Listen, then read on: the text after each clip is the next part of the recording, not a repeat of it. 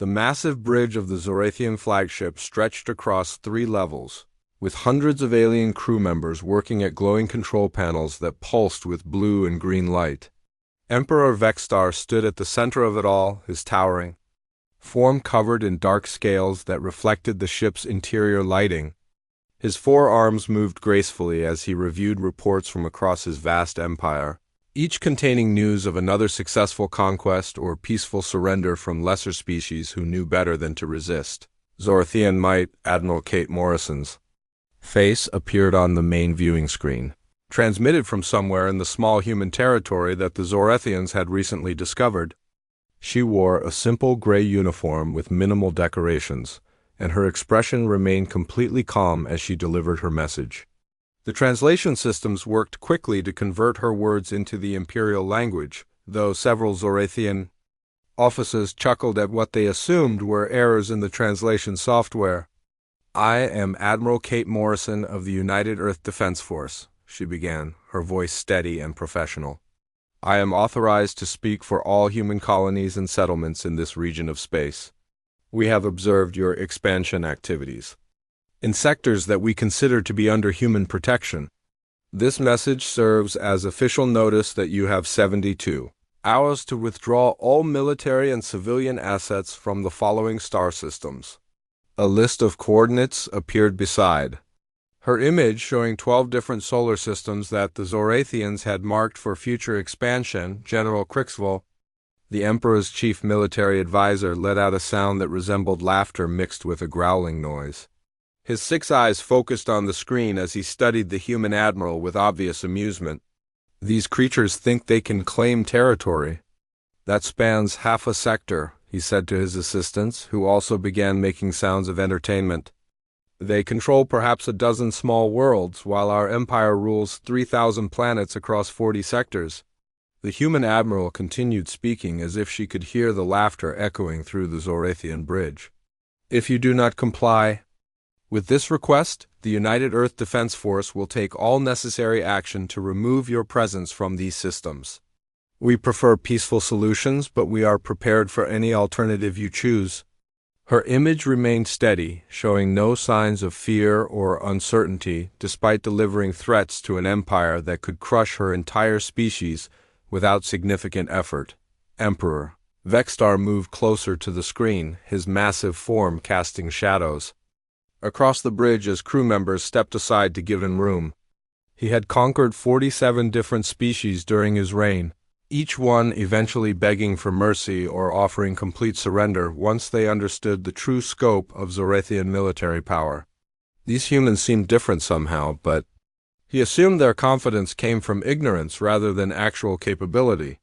"Computer, display current intelligence data on human military assets," the Emperor commanded, and immediately the air above the bridge filled with holographic displays, showing human ships, bases, and colonies. The numbers were laughably small compared to Zorathian forces. Human territory consisted of 12 star systems with perhaps 50 major installations and a fleet that numbered less than 800 ships total. The largest human vessel appeared to be roughly half the size of a standard Zorathian cruiser. Commander Vexries, responsible for intelligence gathering, pointed at the human fleet compositions with one of his elongated fingers. "Our scouts report that human ships appear to prioritize speed over armor or weapons systems. They use primitive fusion drives and basic energy shields that our cruisers could penetrate with minimal effort.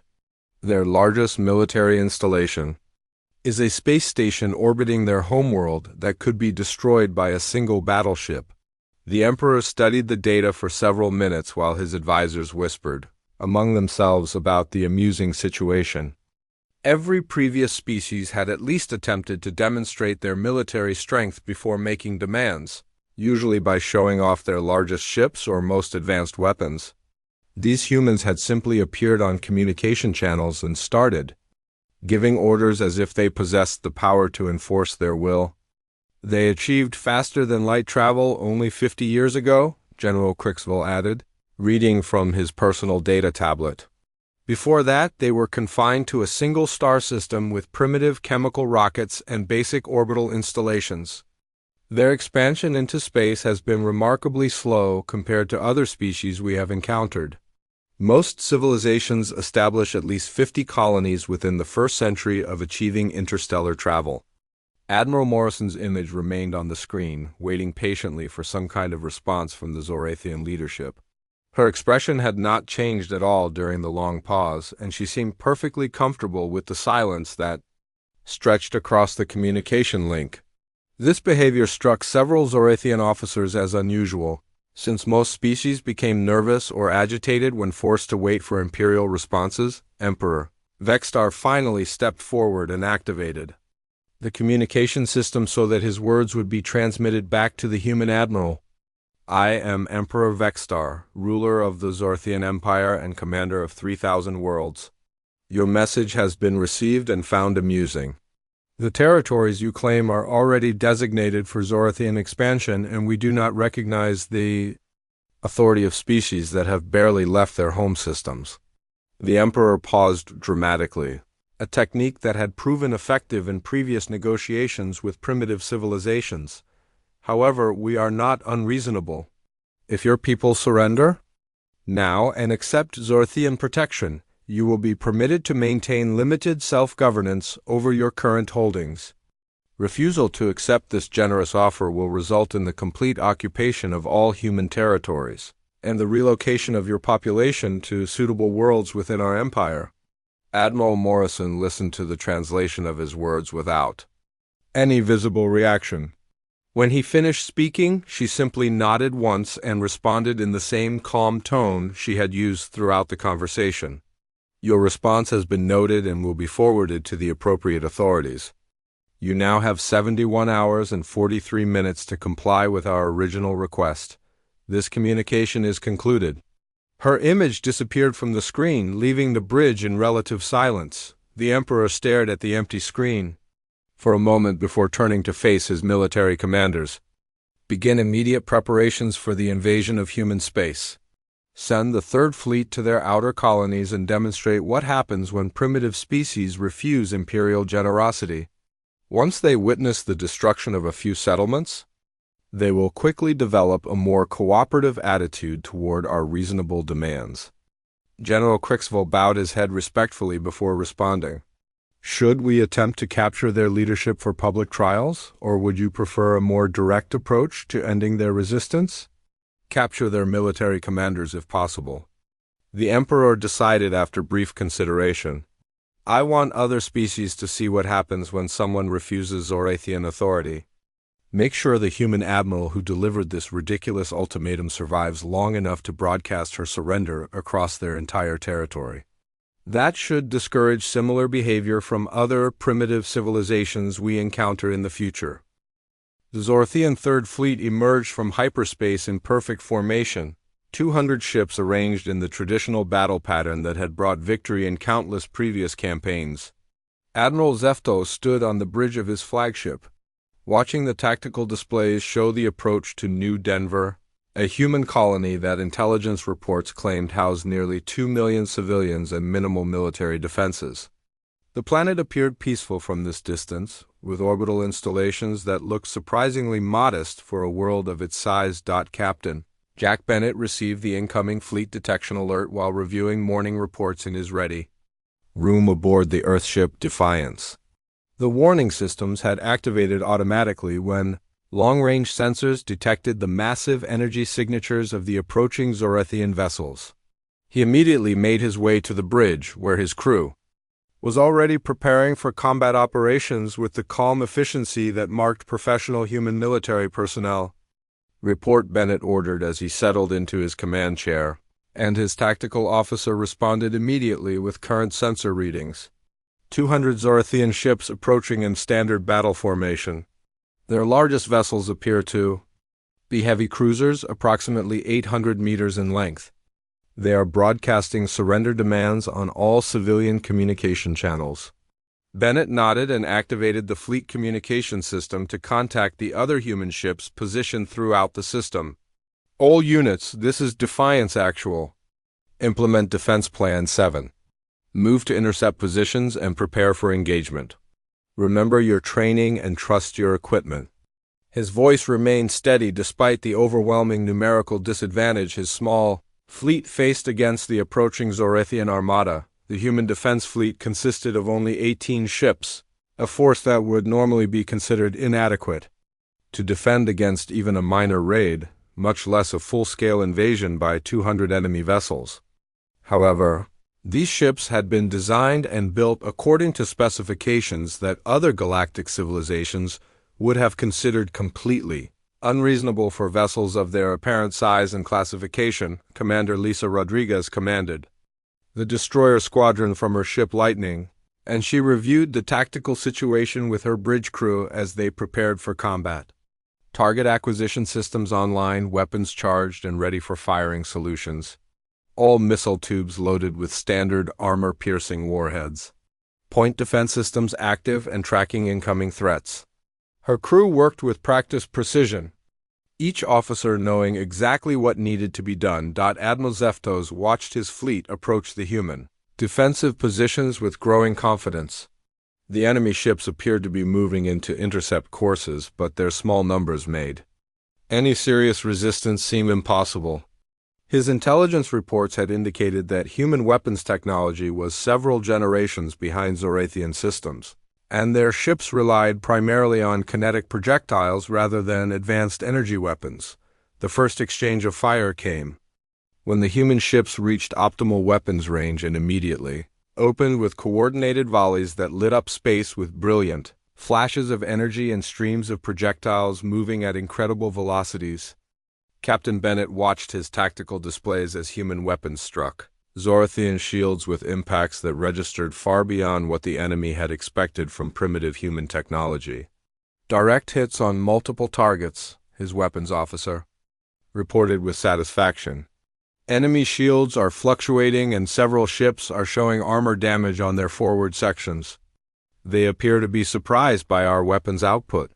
The human ships continued their attack runs with devastating effectiveness, their weapon systems performing exactly as designed despite facing supposedly superior alien technology. Commander Rodriguez led her squadron in a flanking maneuver that brought them alongside a group of Zorathian cruisers, and her ships opened fire with weapons that had been specifically designed to penetrate advanced alien armor systems.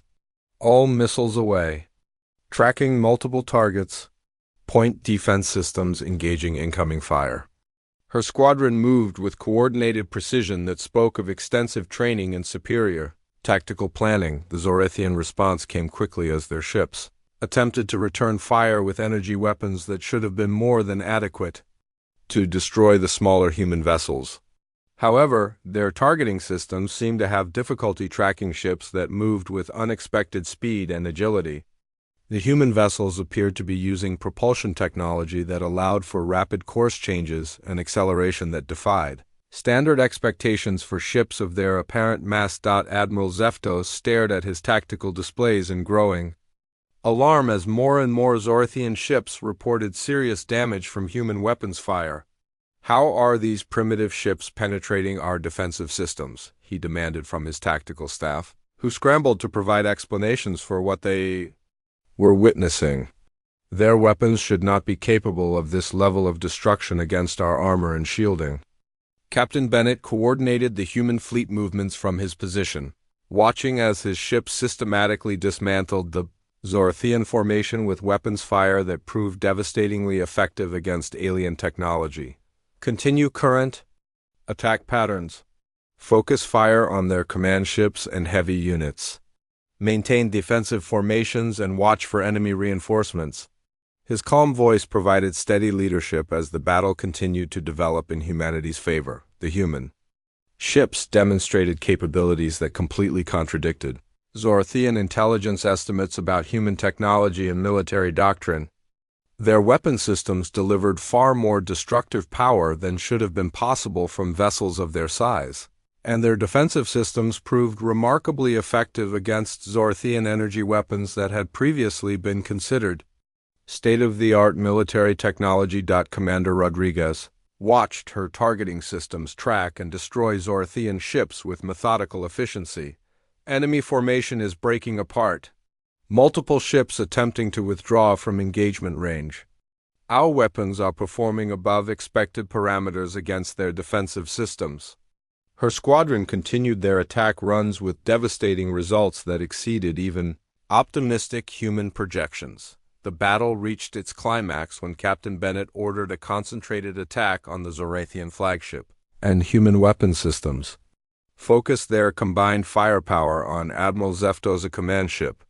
The resulting explosions tore through Zorathian armor and shielding like they were made of paper, leaving the massive alien vessel crippled and drifting in space with critical systems failing throughout the ship. Admiral Zeftos found himself surrounded by damaged control panels and injured crew members as his flagship suffered catastrophic system failures from human weapons fire that had proven far more destructive than anyone had thought possible.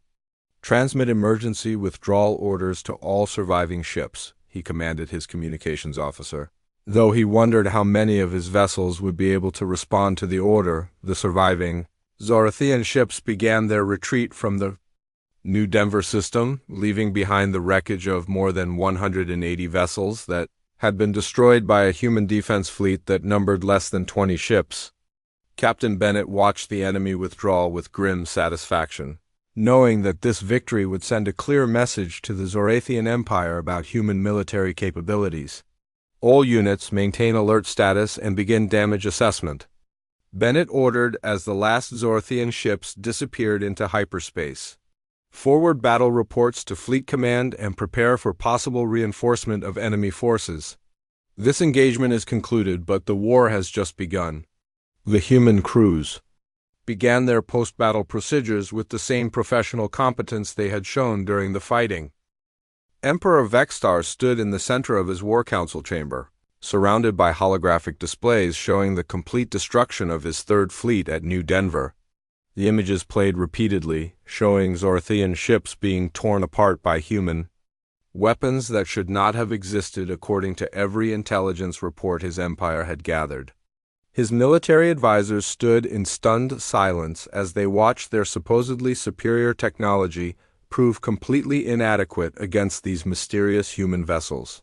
"Explain to me how 18 primitive ships destroyed 200 of our finest warships," the Emperor demanded, his forearms gesturing angrily at the tactical displays. "Our intelligence indicated that human technology was decades behind our own capabilities. These recordings show weapons and defensive systems that appear to be far more advanced than anything we have encountered in this galaxy." General Crixville reviewed the sensor data for the 20th time, hoping to find some explanation for the catastrophic defeat that would not require admitting fundamental errors in their assessment of human military strength. "The human ships demonstrated weapons output that exceeded our projections by more than 300%. Their defensive systems absorbed our energy weapons with minimal apparent damage, and their maneuverability suggests propulsion technology. We do not understand." The Emperor activated his communication systems and began sending priority messages to his most trusted allies throughout the galaxy. The Nethra Collective had been loyal partners for over 2 centuries, their crystalline ships providing nearly impenetrable energy shields that had proven decisive in countless battles. The Kexari swarm controlled vast territories on the opposite side of Zorathian space, and their hive-minded warriors had never been defeated in ground combat operations. Crystalline Queen Nexus of the Nethrek responded to the Emperor's call within hours, her translucent form appearing on the communication screen with obvious concern. "The reports from your Third Fleet seem impossible to believe. Are you certain that these humans were not assisted by some unknown galactic power with advanced military technology?" Emperor Vextar transmitted the complete battle recordings to his ally, watching as her multiple eyes reviewed the tactical data with growing alarm. "Our analysis confirms that all ships in the engagement were of human origin. No other species were detected in the battle zone, and the weapon signatures do not match any known galactic civilizations." Hive Mind Primary of the Kexari joined the conversation shortly afterward, its collective consciousness speaking through thousands of individual voices that created an eerie harmony. "This species represents a threat to all established galactic Order. If they possess such overwhelming military superiority, no existing empire will be safe from their expansion. The three leaders spent several hours developing plans for the largest military alliance in galactic history. The Zorathian Empire would contribute its massive fleet of capital ships and experienced commanders. The Nethra Collective would provide their energy shield, technology, and crystalline vessels that could withstand incredible amounts of damage. The Kexari Swarm would supply millions of warriors and their legendary hive ships that could overwhelm any defensive position through sheer numbers. Meanwhile, on Earth, President Helen Brooks convened an emergency session of the Global Defense Council in the Secure Command Center beneath the capital city. Military leaders from every human colony and installation participated through secure communication links, their faces showing the grim determination that had become characteristic of human leadership during times of crisis. The Zorathian Empire has begun mobilizing its full military capacity, President Brooks announced to the assembled commanders. Our intelligence sources indicate they are forming an unprecedented alliance with at least two other major galactic powers. We estimate they will be able to field more than 50,000 ships within the next 6 months. Director Ryan Clark of Human Military Intelligence activated a series of classified displays that showed the true scope of human military preparations that have been kept secret from galactic observation for decades. Ladies and gentlemen, the time has come to reveal the full extent of our defensive capabilities. What you are about to see represents the combined efforts of every human colony and industrial facility for the past 30 years. The displays showed massive shipyards hidden within asteroid belts that had been hollowed out and converted into industrial complexes. Automated manufacturing facilities operated continuously in isolated star systems, producing weapons and ships according to specifications that pushed the boundaries of known physics. Training facilities scattered across dozens of worlds had been preparing specialized military units for scenarios that other species would consider impossible. Our projected fleet strength at full mobilization exceeds 200,000 vessels. Director Clark continued, watching as even experienced military commanders showed surprise at the numbers. This includes capital ships that have never been revealed to galactic observation, weapons platforms capable of destroying entire fleets, and support vessels equipped with technology that we have chosen not to demonstrate until now. The human industrial complex had been designed from the beginning to support total war on a galactic scale. Manufacturing centers could produce complete starships in timeframes that other civilizations would find incredible. Automated systems operated with efficiency levels that exceeded organic capabilities by enormous margins. Resource extraction operations had been systematically stripping asteroid belts and uninhabited worlds to stockpile raw materials for exactly this situation. President Brooks reviewed the activation protocols for human war production with her military advisors. Begin Phase 1 implementation immediately. All civilian manufacturing is to be converted to military production within 72 hours. Activate reserve shipyards and begin full-scale fleet construction. I want every human colony prepared for extended combat operations within 1 week. The transformation of human civilization from peaceful exploration to total war footing happened with startling speed. Colonies that appeared to be agricultural settlements revealed hidden weapons manufacturing facilities. Research stations that studied stellar phenomena activated military technology development programs. Trading vessels began carrying equipment and personnel to secret military installations throughout human space. Admiral Paul Harrison received his orders to assume command of the first human expeditionary force, while reviewing tactical plans aboard his flagship Vengeance.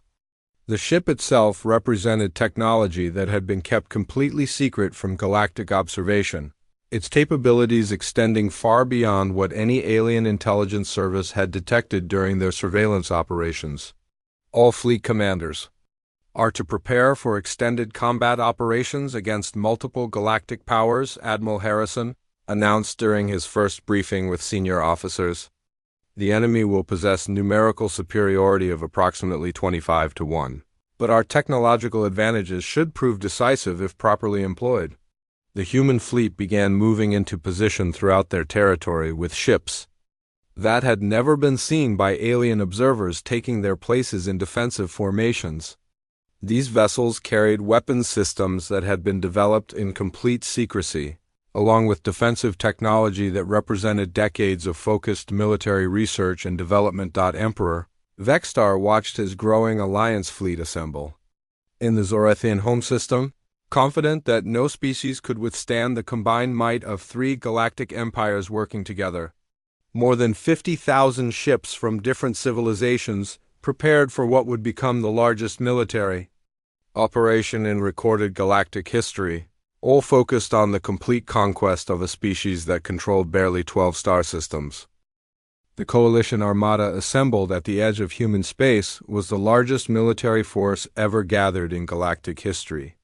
More than 52,000 ships from three different empires moved in massive formations that stretched across several light hours of space.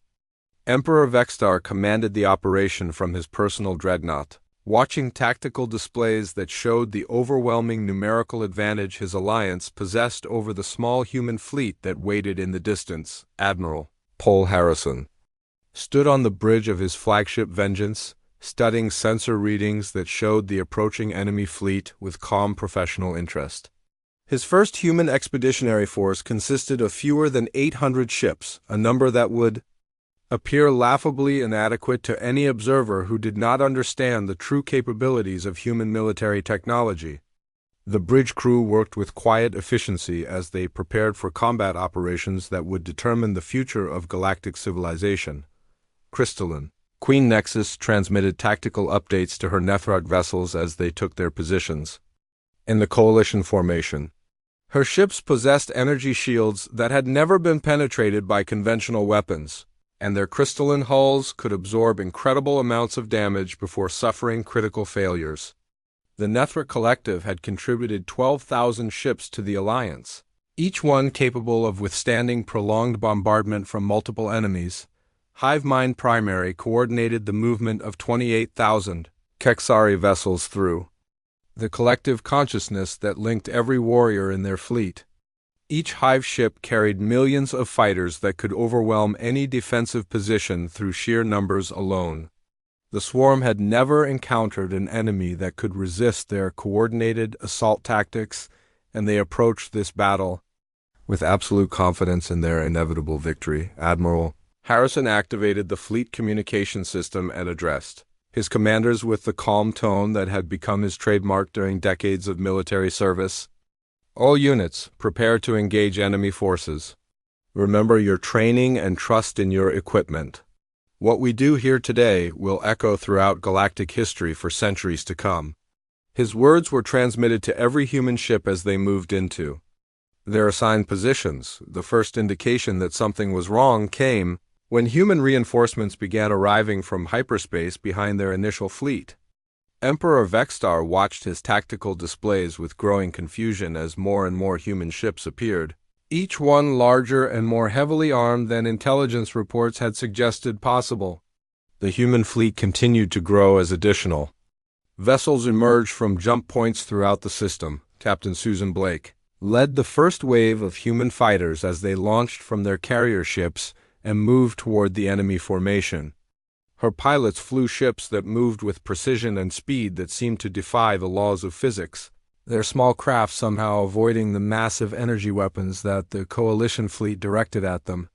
The human fighters attacked with weapons that struck alien ships like lightning bolts, each hit causing damage far beyond what such small vessels should have been capable of delivering. Commander Greg Foster coordinated the bombardment vessels as they opened fire on the Coalition fleet from extreme range. The human artillery platforms launched projectiles that crossed the vast distances between the fleets in seconds, striking enemy ships with kinetic impacts that shattered armor and collapsed defensive systems. Each human weapons platform seemed to possess firepower equivalent to an entire squadron of conventional warships. Emperor Vextar stared at his tactical displays in disbelief, as human weapons tore through Zorathian defenses that had protected his empire for centuries. How are their ships generating this level of destructive power? he demanded from his tactical staff, who scrambled to provide explanations for weapons technology that exceeded every known scientific principle. Their energy output readings are impossible according to our understanding of physics. The Nethrek crystalline shields, which had never been penetrated by any known weapon, began to crack and shatter under the impact of human energy beams that seemed to operate on completely different principles than conventional galactic technology. Crystalline Queen Nexus watched her supposedly invincible ships suffer critical damage from weapons that should not have been able to affect her vessels at all. Hive Mind Primary attempted to coordinate defensive maneuvers as human stealth ships appeared throughout the Kexari formation without any warning from detection systems. The human vessels had somehow penetrated the swarm's defensive perimeter and were systematically destroying Hive ships with weapons that could crack their massive hulls in half with single shots. Millions of Kexari warriors died in explosions that lit up space like miniature stars. Admiral Harrison watched the battle develop exactly as human tactical planners had predicted, with coalition forces proving completely unable to adapt to weapons technology that surpassed their understanding by generations. Continue current attack patterns. Focus fire on their command vessels and maintain formation integrity.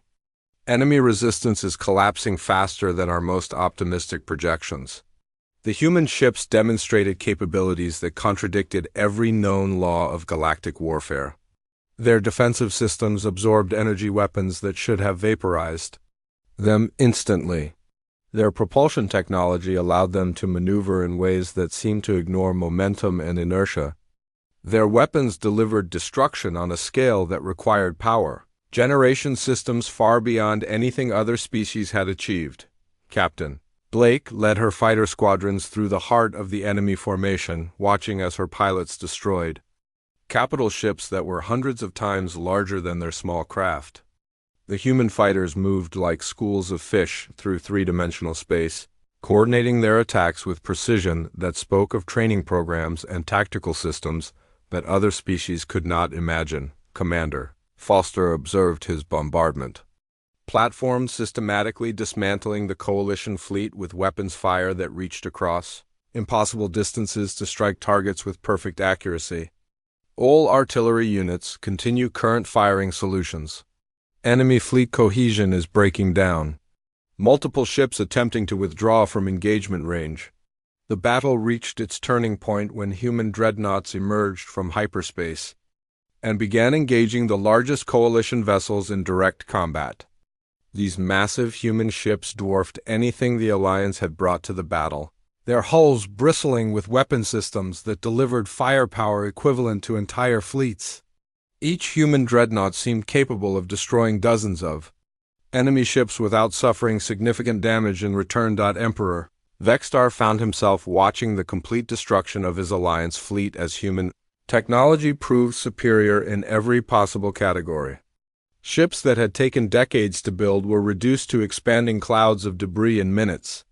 The most advanced weapons in galactic civilization proved completely ineffective against human defensive systems. The largest military alliance in recorded history was being systematically annihilated by a force that numbered less than 1/20th their strength. Transmit general retreat orders to all surviving units, the Emperor commanded his communications staff, though he wondered how many ships would be able to escape the devastating effectiveness of human weapons. All vessels are to withdraw immediately and regroup at designated rally points. The greatest military force ever assembled was fleeing from a human fleet that had barely begun to demonstrate its true capabilities.